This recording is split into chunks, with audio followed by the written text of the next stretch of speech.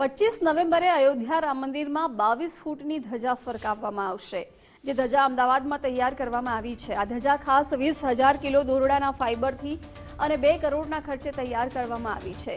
મુખ્ય ધ્વજા માટે કુલ 1 મુખ્ય ધ્વજ અને અન્ય ઉપધ્વજોની વ્યવસ્થા કરવામાં આવી છે। 7 ધજાનું વજન લગભગ 5,100 કિલો છે અને તેની કુલ લંબાઈ 42 ફૂટ સુધીની છે। આ ધજા પર સુંદર કારીગરી કરીને તેની તૈયારીઓ છેલ્લા કેટલાક મહિનાથી ચાલી રહી હતી। અમદાવાદના કારીગરો અને દોરડા ઉદ્યોગ સાથે જોડાયેલા નિષ્ણાંતોએ મળીને આ વિશાળ પવિત્ર ધજાનું નિર્માણ કર્યું છે। 25 નવેમ્બરે વિશેષ પૂજન પછી રામ મંદિરના મુખ્ય ગુંબજ પર તેને ફરકાવવામાં આવશે। ધજાને લગતી ધાર્મિક વિધિઓ, વિશેષ પૂજન અને યજ્ઞોની વ્યવસ્થા કરવામાં આવી છે। ગોતામાં ફેક્ટરી ધરાવનાર ભરત મેવાડા અને તેમનો પરિવાર રામ મંદિર માટે અગાઉ ધ્વજદંડ અને હવે ધ્વજા તૈયાર કરી છે।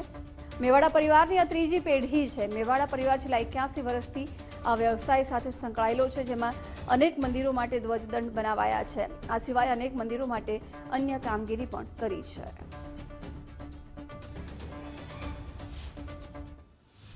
ધ્વજા એ ફેબ્રિક મટીરિયલમાં છે અને 3 લેયરની ધ્વજા છે અને એમાં સિલ્ક મટીરિયલ છે અને એની ઉપર જે પ્રતીક છે એ આપણે રામ ભગવાનના જે વૃક્ષ છે અને સૂર્ય ભગવાન છે એમનું બેનું પ્રતીક છે। 20 થી 25 દિવસ જેવું લાગ્યું હતું।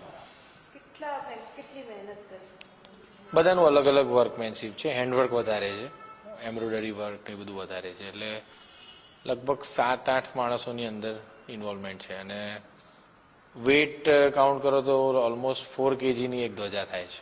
આમ 11 ફૂટ બાય 22 ફૂટ। અત્યારે 6 અને 7 મોકલી છે। પેલી નાના જે પરકોટાના ધ્વજદંડ છે એની અલગ અલગ નાની સાઇઝ છે બધી।